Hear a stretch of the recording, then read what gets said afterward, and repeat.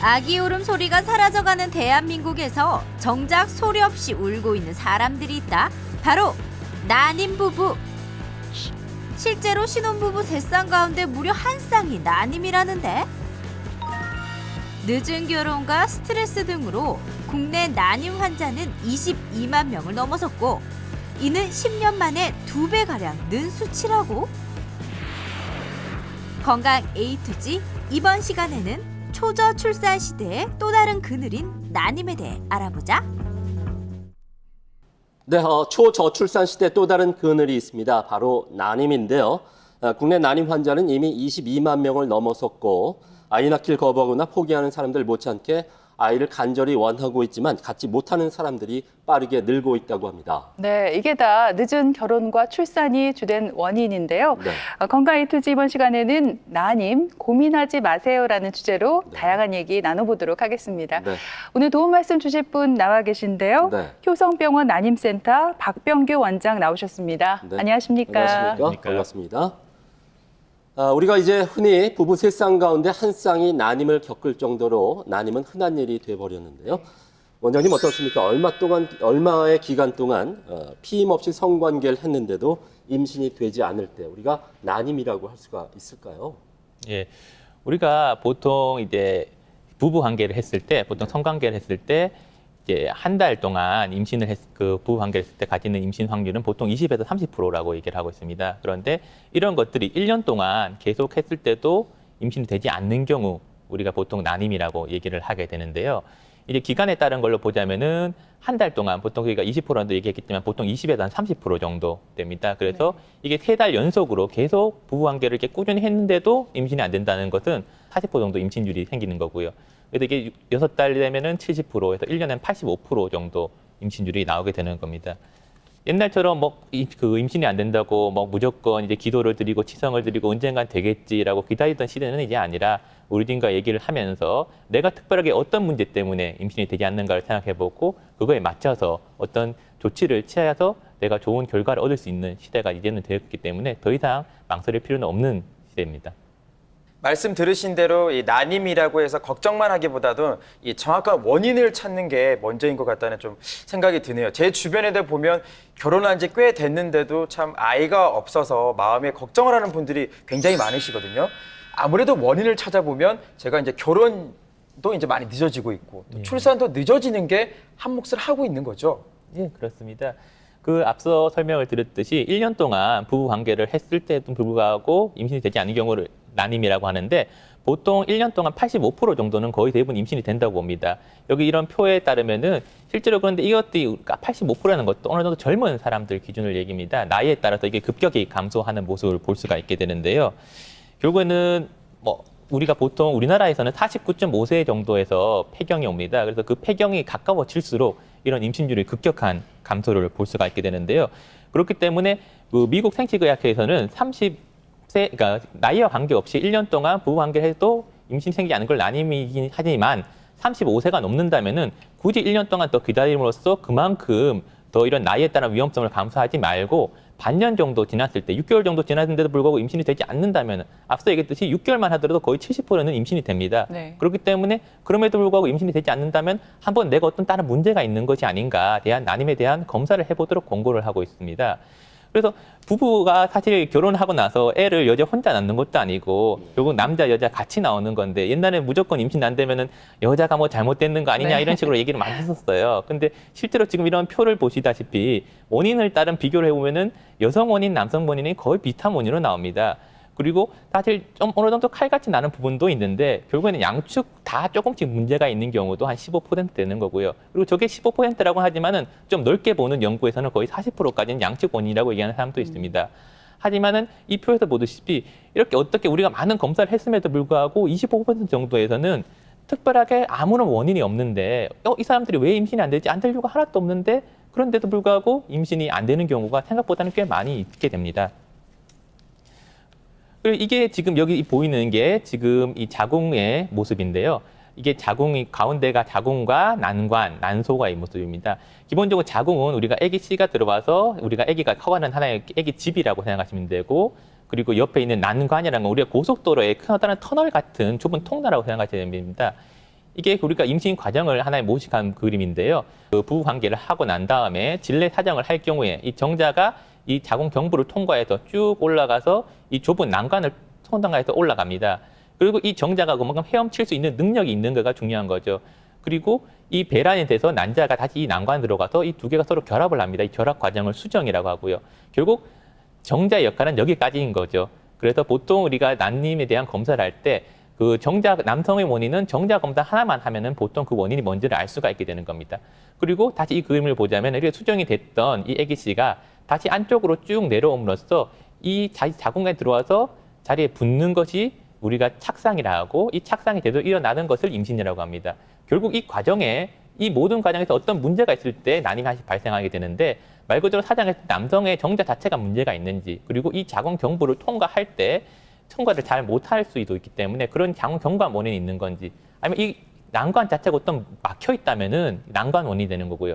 그리고 이 배란 자체가 이루어지지 않는 경우가 배란 원인이 되는 겁니다. 배란 원인이라는 거는 우리가 보통 여성분들이 생리를 한 달에 한 번씩 꼬박꼬박 하시지만은 가끔씩 보면은 뭐 친구분이나 본인도 한 2달에 한 번씩, 3달에 한 번씩, 심지어는 1년에 한 번이나 2번 이렇게 하시는 분들이 있을 겁니다.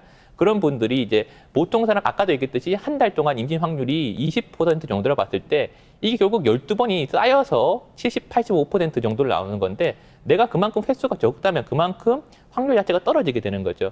네, 네. 난임의 원인이 되는 것들 생각보다 상당히 많네요. 그렇습니다. 하나하나 한번 짚어봤습니다. 네. 이번에는 오해와 진실을 통해서 난임에 관한 궁금증을 알기 쉽게 풀어보겠습니다.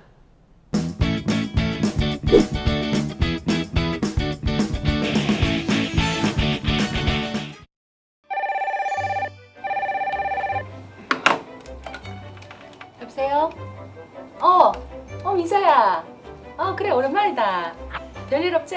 아, 내 한번 늘 똑같지 뭐. 니 뭐 별일 없지? 별일 있을 게 뭐 있노? 너무 별일이 없었어, 탈이다.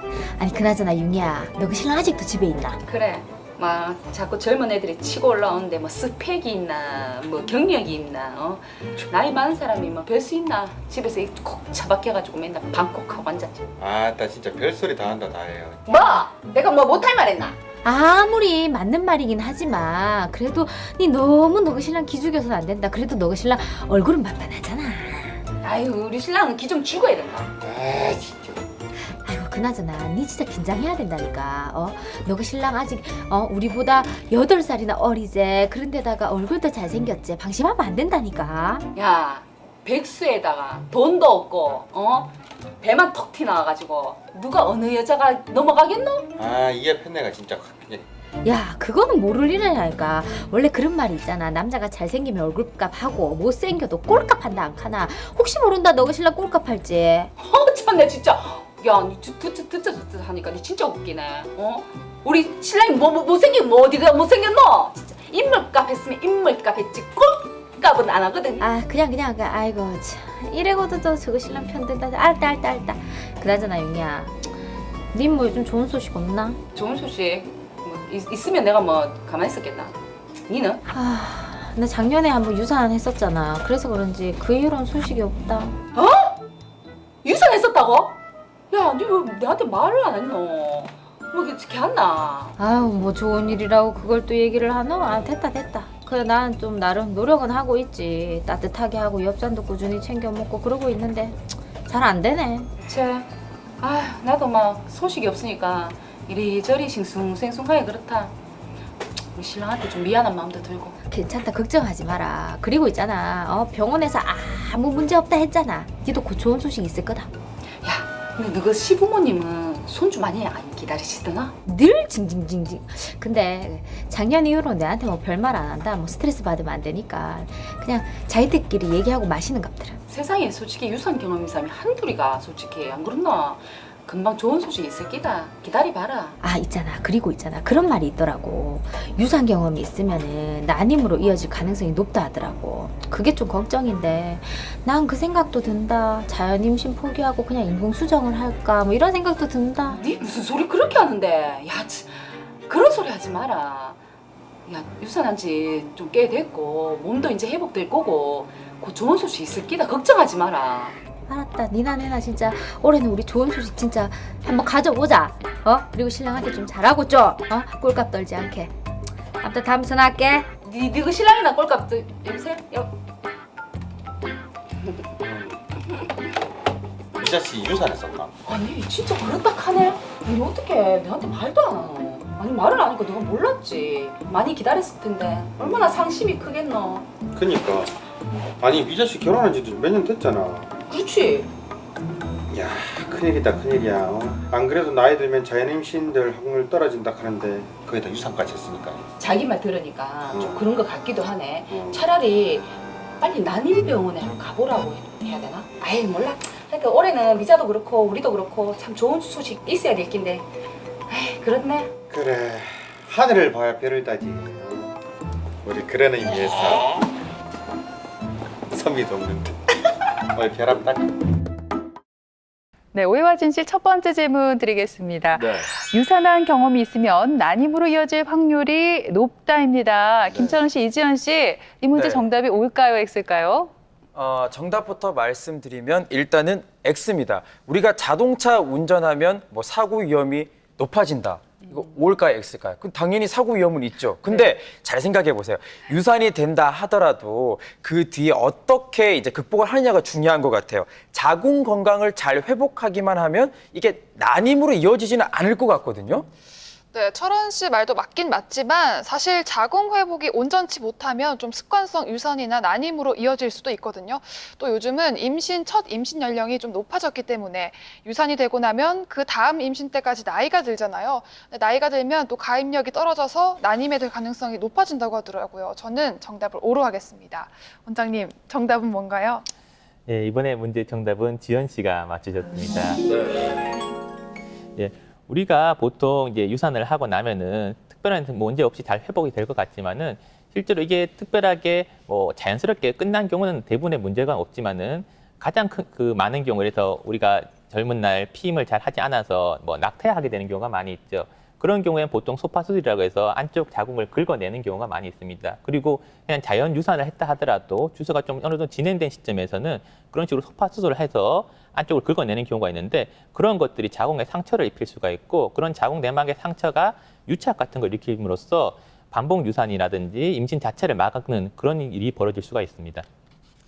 네, 이제 어느 정도 진행된 상태에서 유산을 하게 되면 소파 수술이 필요한 경우가 많은데 이때 자궁에 상처를 입기가 쉽고 그래서 난임을 유발할 수 있다 이렇게 설명을 해주셨습니다. 그래도 다행인 건 난임이 됐을 경우에 간단한 수술로 또 해결할 수 있다고 하니까 또 방법을 찾아보면 될 것 같습니다. 네. 자, 그럼 계속해서 오해와 진실을 통해서 난임에 관한 궁금증을 하나 더 풀어보겠습니다. 어머니, 예. 네. 어머니, 근데, 듣고 있어요. 예. 네. 아니, 어머니, 여보세요. 어머니. 아니, 나는 얘기할 줄 모르냐고. 어떻게 자기 할 말만 하고 이렇게 끊을 수가 있어?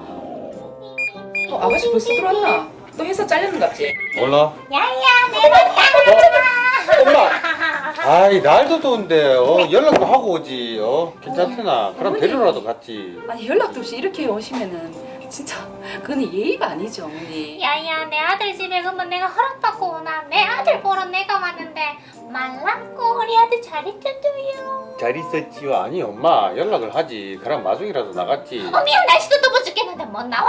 나 혼자 그냥 스스 걸어오면 되는 기지. 우리 아들 땀 흘리고 덥다. 아유 괜찮다. 아 근데 엄마 이거 뭔데? 여거 여기 말이다 석류즙 아이가. 이게 여자 몸에 그렇게 좋다 않카나. 내줄까 연나? 우리 아들 집건 따로 있어. 아, 따로 있고. 그럼 이거는? 요거는 우리 아가 먹으라고 내가 갖고 왔지. 일단 제 거라고요? 어머니, 잠깐만요. 열은 없으신 것 같은데. 너가 결혼한 지 벌써 2년이 넘었는데 소식이 없다 아이가. 남들은 뭐 신혼여행 가갖고 뭐 흐디문 무슨 뭐 아무튼 뭐 알을 그렇게 잘 만들어 온다 하던데. 그래가 엄마가 석류즙을 갖고 왔다 내가. 엄마 또 그 소리가. 엄마 엄마가 극하면은 그런 얘기를 하지. 그럼 내가 무슨 얘기를 하겠노?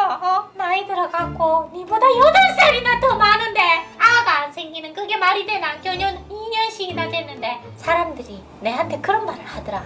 뭐라고? 너 아들 1년 동안 그 둘이 그 잠자리 하는 거 아이가? 막 이런 말도 하더라. 앞에 부끄러워라. 아유 부끄러워라. 그런 말도 하더라 카더라. 아이 한다 잠자리. 어머니, 그건 저희 부부가 알아서 하거든요. 알아서 못해 내가 하는 소리 아이가 찌까. 야야 이 성녀 집에는 그 임신이 잘 되는 그 에스트로겐 고기 그렇게 많다 않카나. 하루에 한 5즙씩 막 쪽쪽쪽 빨아먹어. 그 가면 아가 막 찰떡같이 붙을 거라 카나. 어머니가 말씀 안 하시고 전화 안 하시고 그러면은 애를 줄줄이 사탕으로 낳을 것 같은데요. 이놈의 스트레스 때문에 어머니 말씀이 상처가 돼가지고 그 스트레스로 인해가지고 더 아이가 안 생긴다라는 걸 그런 걸 잘 모르겠어요. 그리고 석류주 먹는다고 해서 임신이 잘 된다. 석류주 안 먹으면 임신이 잘 안 된다. 이런 말 자체를 처음 들어보거든요. 야야 이걸 하면 임신할 확률이 높아진다 카나. 석류에는 에스트로겐이 많아갖고 임신할 확률이 훨씬 높아진다 카나. 니는 나이도 있고 엄마야 스트레스도 많이 받는다 카이키네.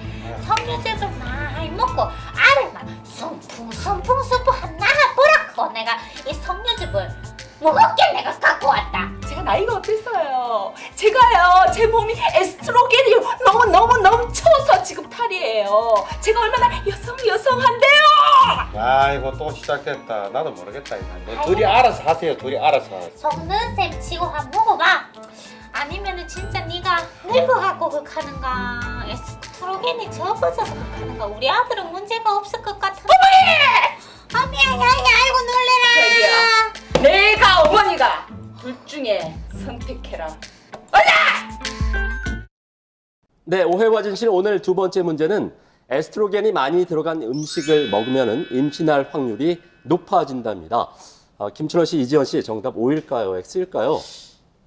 제 생각에는 이번에도 정답은 O인 것 같습니다. 이 여성 호르몬인 에스트로겐이 많이 들어있는 음식을 먹는다면 당연히 몸에서도 에스트로겐이 많이 분비돼서 임신을 준비하는 부부에게 도움이 되지 않을까요?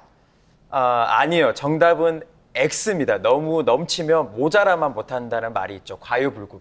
에스트로겐이 많이 들어간 음식이 뭐 콩이나 두부, 두유 등이 있는데 이 음식을 너무 많이 먹으면 당연히 살이 찌겠죠. 비만이 되면 당연히 배란 장애가 유발될 수 있고요. 또 난임으로 이어질 수 있기 때문에 음식을 적당히 먹고 체중 조절을 차라리 잘하는 게 저는 좋을 것 같거든요.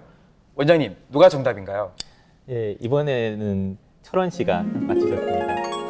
우리가 흔히 여성 호르몬이 에스트로겐이 많이 들어있는 음식으로 콩이나 석류 이런 것들을 많이 얘기를 하고 그런 것들을 먹으면 여성 건강에 좋다 이런 얘기들이 많이 있긴 있는데요. 실제로 그런 것들이 얼만큼 영향을 주냐에서는 어느 정도 부정적입니다. 왜냐하면은 쉽게 얘기하면 이겁니다. 우리가 많이 그런 걸 먹는다고 해서 실제로 얼만큼 몸에 영향을 주느냐에서는 그렇게 주지는 않습니다. 우리가 보통 미인은 석류를 좋아해 이러면서 석류를 그렇죠. 많이 먹으면은 미인이 된다 이런 얘기가 많이 있지만은 실제로 우리 가끔씩 어르신들이 폐경되시고 나서 호르몬제라고 알약 하나씩 드시는 거 있죠. 네. 그 알약 한 개에 석류 몇 개 정도 먹었을 때 그 정도가 나올까요? 한 100개요? 100개 가까이 되지 않을까요? 예, 맞습니다. 한 100개 정도를 먹어야지 이렇게 됩니다. 즉 우리가 그 정도 먹으면 배가 너무 부르고 실제로 먹을 수도 없죠. 네. 하지만은 이것들이 그런 거 먹어서 어느 정도 우리가 조금 건강을 위해서 먹는 건 모르겠지만 어떤 내 여성 호르몬 에스트로겐이 효과를 보기 위해서 먹기에는 터무니없이 많은 양이기 때문에 실제로 그 정도 효과를 볼 수는 없습니다. 게다가 우리 몸에 항상성이라는 게 있기 때문에 이런 것들이 너무 지나치면 거기에 대한 몸에 반응을 하게 됩니다. 우리가 실제로 에스트로겐이 많으면 좋다고 얘기를 생각을 하겠지만은 우리가 보통 피임약, 임신되는 걸 막기 위해서 먹는 피임약 같은 경우는 그게 결국 여성 호르몬으로 이루어져 있는 겁니다. 그걸 먹으면 오히려 결국 배란을 막음으로써 임신이 잘 되지 않을 수가 있는 겁니다. 물론 이제 여러 가지 식물성 에스트로겐 같은 경우 먹으면은 도움이 될 수도 있다. 그런 식으로 우리 영양제를 먹어라 이런 식으로 하는 연구들이나 아니면 그런 것들이 좀 일부 나오긴 하지만은 대부분 다 이제 그 제약사에서 직접 내는 연구라든지 그런 부분들이 많기 때문에 아직 신뢰성이 있지는 않고요. 그래서 결국에는 너무 아까 전에 철원 씨가 얘기했듯이 뭐든지 적당한 게 좋고 과유불급 운동 열심히 하고 밥 잘 먹고 잠 잘 자고 이게 사실 제일 도움이 되는 겁니다. 네, 그렇군요. 네. 이제 본격적으로 난임의 치료에 대해서 알아봤으면 좋겠는데요. 네. 앞에서 살펴본 것처럼 여성에게 난임의 가장 큰 원인은 배란 장애라고 하셨잖아요. 네. 사실 배란이 불규칙하면 임신 성공률이 낮아질 수밖에 없는데, 그래서 이 난임 치료의 가장 기본이 배란을 잡기라고요. 크게 세 가지 방법이 있습니다. 배란이를 잡거나 아니면 인공 수정을 하거나 시험관하기를 하게 되는데, 여기서 맨날 배란이를 잡는 걸 얘기하자면은 이 그림에서 보시다시피 난소에서는 이런 처음에 조그마한 난포들이 있다가 점점 커졌다가 이 안에 있는 난자가 밖으로 나오게 됩니다. 이것을 배란이라고 하게 되는데요. 그래서 보통 이 배란을 잡는 것은 다음과 같은 그 자격 과정을 거쳐야 됩니다. 먼저 검사를 함으로써 특별하게 내가 임신이 안 될 요인이 있는가를 확인을 하는 거고, 그 다음에 자연적으로 배란을 되는 걸 지켜보는 방법도 있고, 아니면은 약을 쓴다든지 약을 먹는다든지 주사를 놓음으로써 난포를 충분히 키울 수 있게 만들 방법도 있습니다. 그런 다음에 초음파를 보면서 점점 난포가 커가는 걸 보고, 그러다가 이제 이때쯤 되면 배란 관계를 하면 되겠다 싶은 날짜를 잡아서 얘기해 주는 그런 과정으로 이렇게 되는 것이죠. 네, 원장님, 그런데 이렇게 병원에서 정해준 배란일에 정확히 부부관계를 가졌음에도 불구하고 아기가 생기지 않는다면 그때는 좀 인공수정을 고려를 해봐야 되는 건가요? 예, 그렇습니다. 이제 먼저 인공수정이 뭔지에 대한 그 설명부터 해야 될 것 같은데요. 지금 이 사진을 보시다시피 우리가 보통 이제 배란할 때쯤 돼서 그날 부부관계를 하는 것이 이제 우리가 배란을 맞추는 걸 하면은 그 부부관계를 해야 되는 그날 우리가 이건 좀 더 약을 써서 좀 더 시간까지 지정을 해서 배란될 그 시간대에 이런 식으로 자궁 안에 관을 넣은 다음에 이 관을 통해서 남편의 정자를 안에 직접 넣는 겁니다. 보통 이제 앞서 설명했듯이 이 자궁 경부를 통과하는 데 있어서 정자들이 보통 어느 정도 걸려서 다 들어가지 못하고 일부만 들어가게 되는데, 그리고 또 정자 자체가 이물질 같은 게 섞여 있을 수도 있고요. 그런 것들을 순수한 정자들만 모아서 안에 넣기 때문에 훨씬 더 임신 확률을 높여주는 방법이 되는 거죠. 다만 인공수정이 만능은 아닙니다. 우리가 보통 인공수정의 성공률을 얘기할 때 보통 한 19% 정도 얘기를 합니다. 아까 얘기했듯이 자연 임신율은 20에서 30% 정도인데 오히려 더 낮죠. 그러면 인공수정이 더 안 좋냐? 그건 또 아닌 겁니다. 왜냐하면은 자연 임신을 시도해서 1년이고 2년이고 계속 자연 임신을 시도하고 배란을 맞췄는데 안 되는 사람들이 결국 인공수정을 하게 되는 겁니다. 즉 20%에서 30%와 19%를 비교할 게 아니라 0%와 19%를 비교해야 되는 거죠. 그래서 인공수정 자체는 앞에서 얘기했듯이 배란을 잡는 것과 거의 과정은 동일합니다. 처음에 기본적으로 검사해서 이상이 없는지 확인을 하고 난소 자극을 해서 여러 가지 난포를 키운 다음 초음파로서 얼만큼 커졌을 때 해서 배란되는 시점을 잡은 다음, 다만 이제 앞에 차이라면은 이제 배란을 잡을 때 자연적인 배란을 보통 타이밍을 잡는데 경우에 따라서는 배란을 시키기 위한 주사를 놓기도 하고요. 근데 인공수정 같은 경우에는 명백하게 이제 배란을 시키는 시간을 잡아야 되기 때문에 배란 주사를 놓음으로써 몇 시에 우리 인공수정을 해야 된다는 걸 잡아야 되기 때문에 배란 주사를 놓는다는 차이점이 있습니다. 그런데 이런 인공수정을 여러 번 했는데도 실패하거나 아니면 이 여성의 난관이 모두 막혀 있는 경우에는 원장님 이제 시험관 아기 시술을 받게 되잖아요. 근데 인공수정과 시험관 아기 저는 비슷하다고 생각했거든요. 이게 뭐 어떻게 다른 거예요? 예, 이것도 먼저 이 시험관 아기가 어떤 것이냐를 한번 설명을 해야 되는 건데요. 결국에는 우리가 배란이를 잡는 것이나 인공수정이나 시험관 아기나 기본적인 원리는 거의 똑같습니다. 어쨌든 약을 쓰든 자연적으로 보든 난포를 키워서 배란까지 가는 과정은 모든 것이 다 동일하죠. 다만 차이라면 어느 정도의 차이는 있습니다. 인공수정과 시험관 아기가 점점 더 약을 좀 더 써서 최대한 난포를 많이 크게 여러 개를 키우게 되는 거죠. 자, 잠깐 이 그림을 잠깐 보시죠. 우리가 이렇게 난포가 많이 커져 있을 때 이때 그냥 이 안에 정자를 넣는 것이 우리가 인공수정을 한다면은 이 배란되기 직전에 이렇게 이게 초음파를 해서 바늘을 찔러 넣어서 난소에 직접 이 안에서 빨아들이는 거죠. 우리 보통 이제 타카오피 같은 것도 빨대로 빨아주면 빨대에서 그런 게 올라오지 않습니까? 마찬가지로 이 안에 떠다니는 난자를 저런 식으로 빨아들이는 거죠. 그래서 이 난자를 몸 밖에서 이제 남편의 정자랑 결합을 시킨 다음 아기씨를 만들고 그 아기씨가 충분히 커서 이제 살아남을 정도 됐을 때 자궁 안에 이식하는 그것이 바로 시험관 아기가 되는 것입니다. 그래서 보통 이런 그림처럼 이제 보통 아기씨가 만들어질 때 여러 가지 단계를 거칩니다. 그래서 어느 정도 컸을 때 이제 많이 클수록 좋기는 한데 이게 크다가 어떤 몸 밖이다 보니까 몸 안과는 완전 동일한 환경은 아닙니다. 네. 그래서 이제 가능하면은 좀 키울 수 있을 만큼 키우는 게 좋기는 하지만은 경우에 따라 좀 일찍 넣는 게 좋기도 하고 또 몸 안 환경이 오히려 더 바깥 환경이 더 좋은 그런 경우에는 좀 더 밖에서 키우기도 하고 그래서 우리가 3일치 배아, 5일치 배아 이런 식으로 해서 경우에 따라서 배아 이식을 하게 되는 건데요.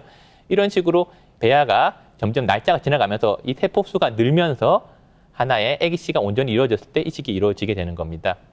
그래서 어느 정도 키우게 되면은 이것을 이전에 아까 썼을 때 인공수정에서 정자를 넣는 것처럼 다만 앞에는 정자를 이식하는 거지만 이번에는 배아를 이 그림처럼 이 집적관을 넣고 이 안에 넣는 것이 배아 이식이 되는 것이지요. 그래서 절차는 결과적으로 앞선 인공수정과 거의 비슷합니다.